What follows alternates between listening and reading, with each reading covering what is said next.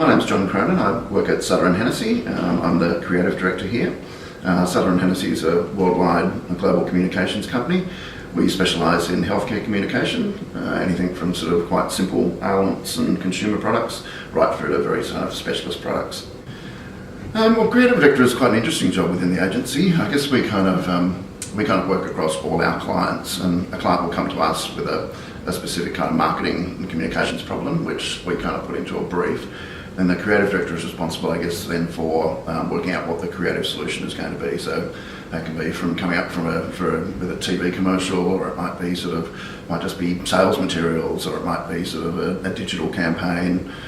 So there's a whole sort of lot of creative, I guess, sort of options and solutions that we can kind of work out here, and then work out how it sort of is executed across all the different channels, including right from traditional media, and then perhaps including sort of digital and social media and all those kind of lovely new channels that we can kind of use and that are at our disposal.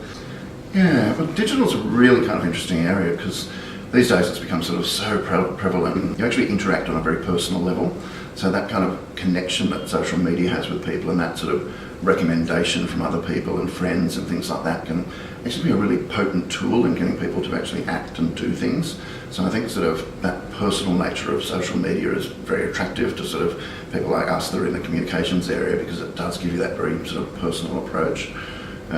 Mobile is an area that we're investigating a lot at the moment, because obviously we're sort of in the healthcare kind of side of advertising, so things like apps that you can download that allow you to sort of test, and record how you're going in terms of health and things like that. Being a global company, we're sort of we find it very important that all the business dealings that we do are kind of ethical. We have specific training around ethics in business. So it's kind of a global kind of training modules that are sent out just to make sure that we know what to do in sort of those, what can be kind of tricky situations at times in terms of how to deal ethically. Obviously we have just a sort of general approach to the way we do business, and that we try and do the right things, but we also have very specific policies around sort of corporate gifts, and amounts of things that you can accept in terms of those kind of things, how to deal with sort of outside suppliers, all those kind of things. At times situations arise where the right thing to do is a little bit hard to work out, and that's why I guess we have sort of that worldwide training in it. And because we're a global company, sort of Australia's not too bad. Most business in Australia is quite ethical, but when you get into some of the sort of emerging markets where things are perhaps done a little bit differently, things can be a little bit trickier in that environment. So having very set rules around what you kind of do, and having done that sort of training gives you a lot more kind of insight into how to behave sort of ethically and properly in that kind of situation.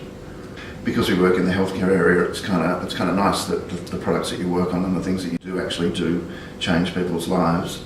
We're working on a project at the moment for a product that's for what they call neuropathic pain, which is a sort of slightly different type of pain. It's when your nerves are damaged and you get sort of constant chronic pain.